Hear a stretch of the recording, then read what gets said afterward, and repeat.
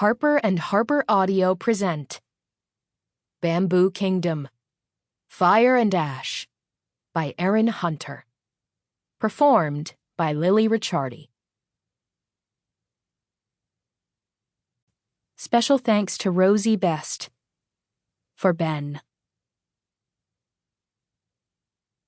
Prologue. Hurry!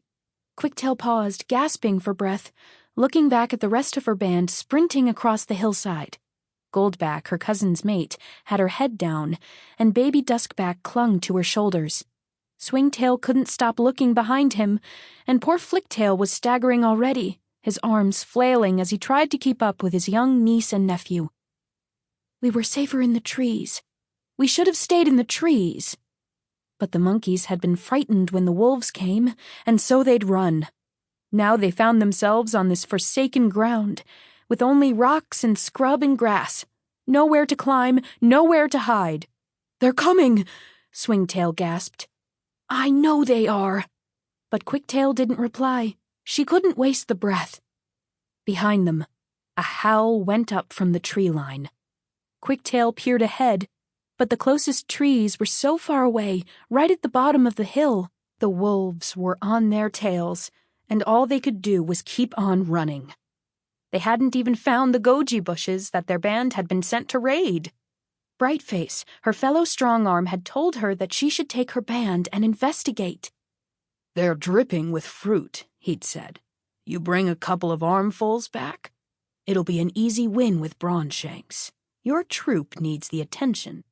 No, don't wait for Nimbletail. Crooked Claw has sent her on some kind of mission. It's just fruit. Even Swingtail can handle a little fruit. Just promise to save some for me." The wolves howled again, and Quicktail's hands ached as she scrambled across the stony hillside. The predators were easily keeping pace with the sprinting monkeys. Worse, they were gaining. The sounds of their paws on the stony ground and their panting and snarling seemed to fill the world around her. And then she saw the bamboo. It had been hidden by the curve of the hillside, but there was a wide, dense expanse just to their right, closer than the closest trees. "Bamboo!" she gasped. Swingtail's and Goldback's heads turned, and they skidded around to head for the canes. Quicktail dived for Flicktail, grabbed his arm, and yanked him along with her. The wolves howled again, and this time there was anger in their voices. "No!" the lead wolf yelled.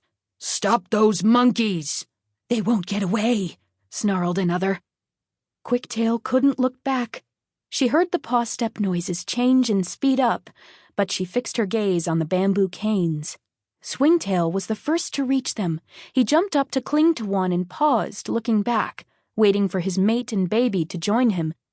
Duskback clung to Goldback's shoulders as she took a flying leap, and all three of them vanished into the dense, wavering leaves of the bamboo canopy, making the canes dance as they passed through. Quicktail took 1, 2, 3 long strides, and then jumped with all her might, half pulling and half throwing Flicktail along with her, feeling the hot breath of a wolf on her tail as she leaped. They struck the bamboo. Quicktail let go of Flicktail to seize the canes in both hands, and then, as Flicktail scrambled up into the canopy after the rest of their band, she finally looked back. The wolf, who'd been right on her heels, snarled and snapped, only a few monkey lengths below her. The cane she was clinging to swayed as he barged into it, furiously trying to bite it down. But he was no panda. His jaws weren't strong enough to bite through the thick, woody stem.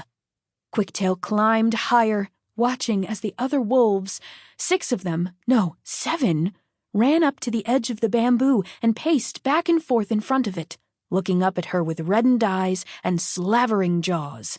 But their fur was thin and their paws unsteady. "They're starving," Quicktail thought. No wonder they'd given chase the moment they'd scented the monkeys. "You let them get away!" whined one wolf, snapping at the tail of the one who'd almost caught Quicktail. "They're too fast," the other wolf snarled back. "I'm so hungry," howled another, lying down with her head on her paws. Their leader stepped up to stand right beneath Quick. Sample complete.